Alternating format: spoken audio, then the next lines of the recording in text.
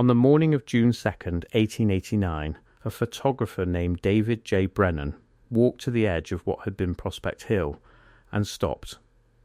He did not take a photograph of the wreckage below, though there was plenty of it. He did not photograph the bodies still tangled in the debris field at the Cambria Ironworks, though they were visible from where he stood. He photographed the hillside, or rather, what the hillside had become.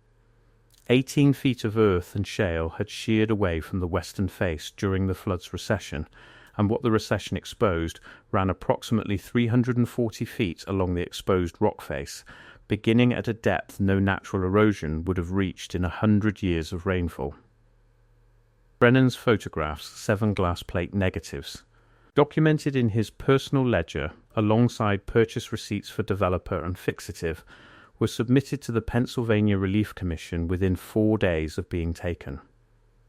The Commission's own receipt log, held today at the Pennsylvania State Archives in Harrisburg, confirms delivery. The photographs themselves are not in that archive. They are not in any archive, and no official record explains what happened to them after June 6, 1889. That absence is worth sitting with before we go any further. The Johnstown Flood is one of the most documented disasters in American history. On May 31st, 1889, the South Fork Dam failed after heavy rainfall, releasing 20 million tons of water into the Conemaugh Valley in approximately 57 minutes. The flood killed 2,209 people. It destroyed 1,700 homes. It generated more press coverage in the summer of 1889 than any event since the Civil War. Clara Barton arrived with the Red Cross on June 5th and stayed 5 months, calling it the greatest work she had ever witnessed. Congressional investigations were opened.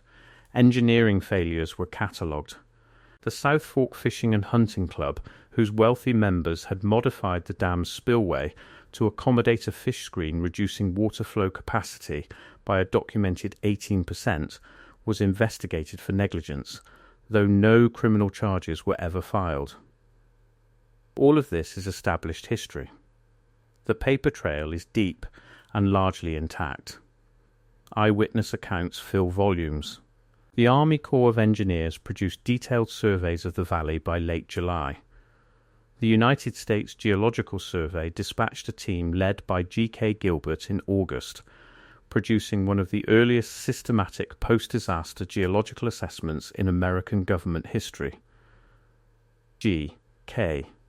Gilbert's published report, released in 1890, covers 47 pages of detailed geological analysis of the flood's impact on the valley floor, the channel modifications, the debris composition.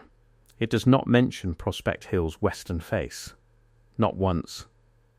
In a 47-page geological survey of a flood that removed 18 feet of hillside and exposed 340 feet of bedrock formation, the formation itself goes entirely unaddressed. What Gilbert's field notes say, notes housed at the Smithsonian Institution archives under Record Unit 7171, is a different matter. The notes are not classified. They are available to researchers. What they contain is a single entry, dated August 14th, 1889, in Gilbert's own handwriting, reading, "Western exposure prospect referred to Cope's discretion," not for inclusion. Edward Drinker Cope was, at that time, the most prominent vertebrate paleontologist in the United States and a bitter rival of Othniel Charles Marsh in what history would later call the Bone Wars. He had no formal role in the USG's disaster survey. His name should not appear in those field notes at all. But that's not the part that changes the frame of this investigation. What changes the frame is what Cope was doing in August of 1889, and where he was doing it. Cope had been in financial ruin since 1887. He had sold his fossil collection to the American Museum of Natural History under financial duress. His position at the Academy of Natural Sciences in Philadelphia was deteriorating. He was a man whose professional authority was eroding in real time.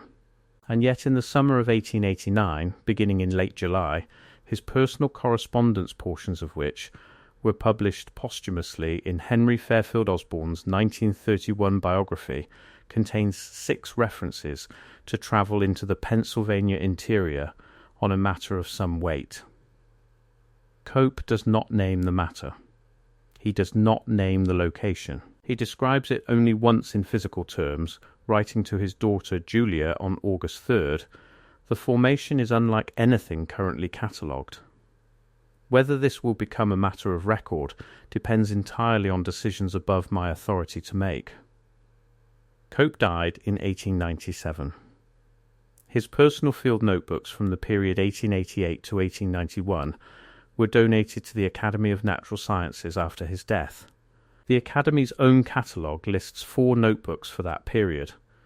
Researchers who have requested the August 1889 notebook since 1970 have been told, consistently, that it is undergoing conservation.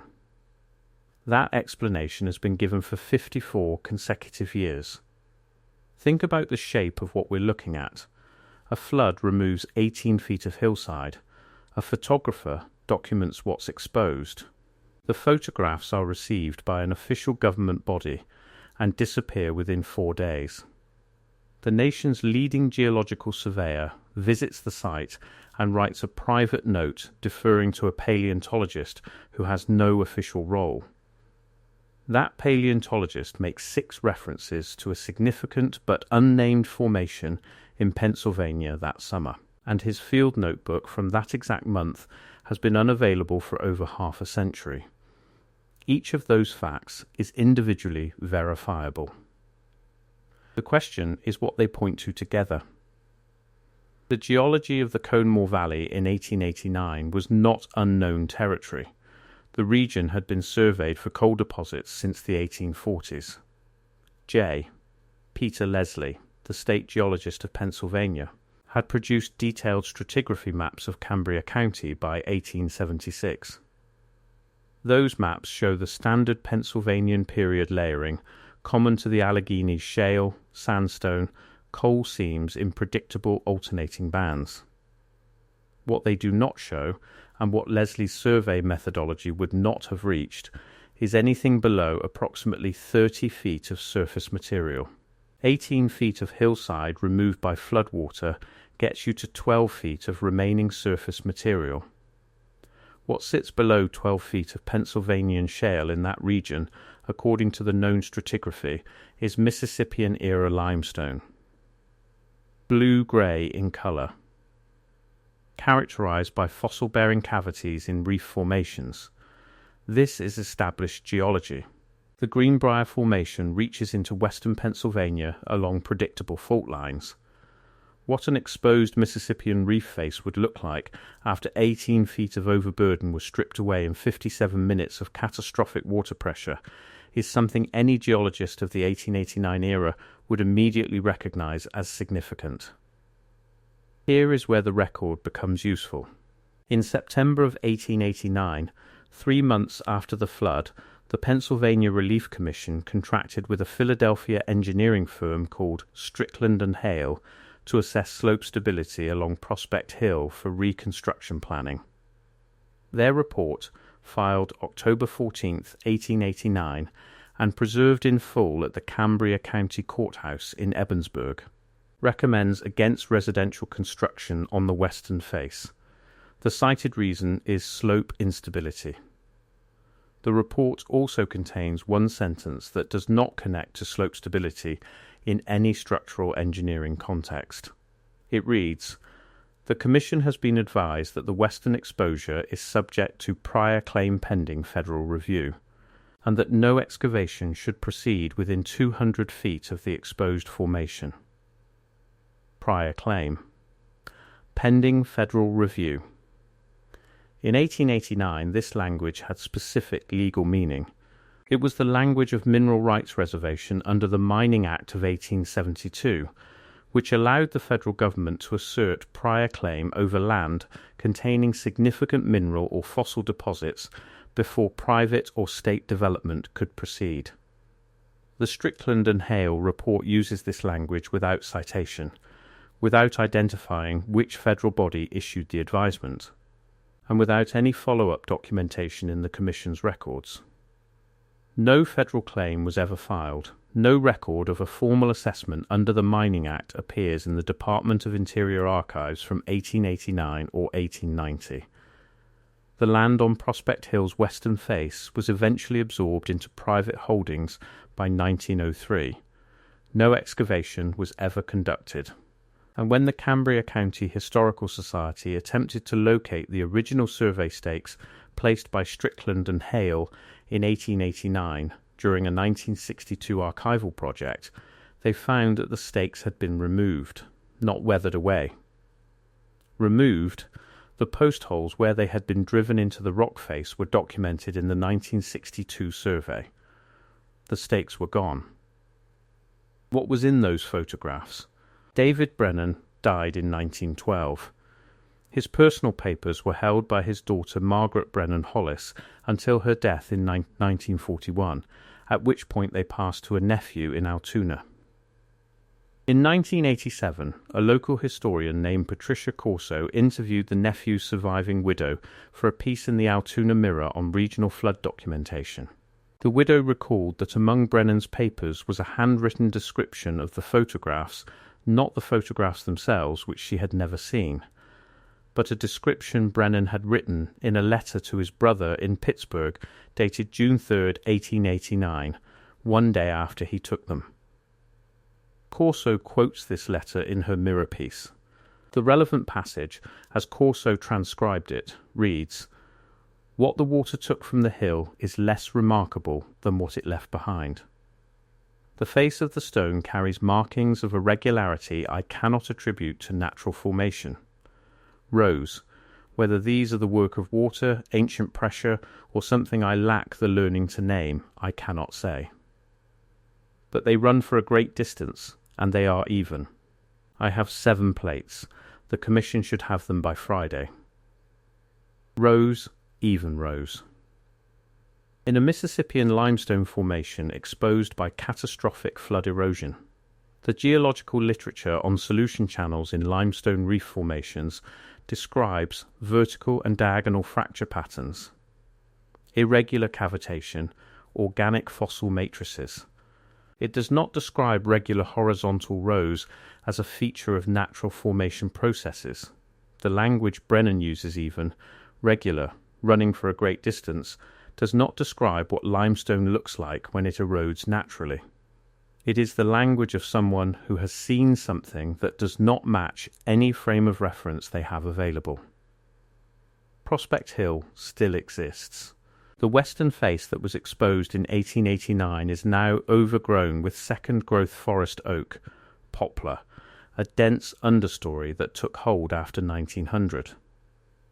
The Johnstown Flood National Memorial, administered by the National Park Service, encompasses the South Fork Dam site 14 miles upstream. It does not encompass Prospect Hill. There is no interpretive marker on the western face. There is no record in the National Park Service's administrative files, available through FOIA requests, of any survey of that formation having been conducted after 1962. Below the root systems of those trees, below the second growth soil that has accumulated since 1890, the formation is still there. Exposed limestone does not disappear. It weathers slowly centuries, not decades. What Brennan photographed on June 2, 1889, what Gilbert deferred to Cope, what the Relief Commission received and lost, what Strickland and Hale were told to keep clear of it, is 12 feet below the current surface of Prospect Hill's western face, or very close to it. The photographs were received on June 6, 1889, 7 glass plate negatives. Logged, acknowledged, gone. The question that the available record cannot currently answer is not whether something was there. The record is consistent enough on that point. The question is who made the decision within 4 days of those photographs arriving that they should not become part of what the world knows about Johnstown. Someone read Brennan's 7 plates. Someone decided what they meant. Someone decided what would happen to them next. Their name is not in any archive that has so far been examined. The photographs have never surfaced.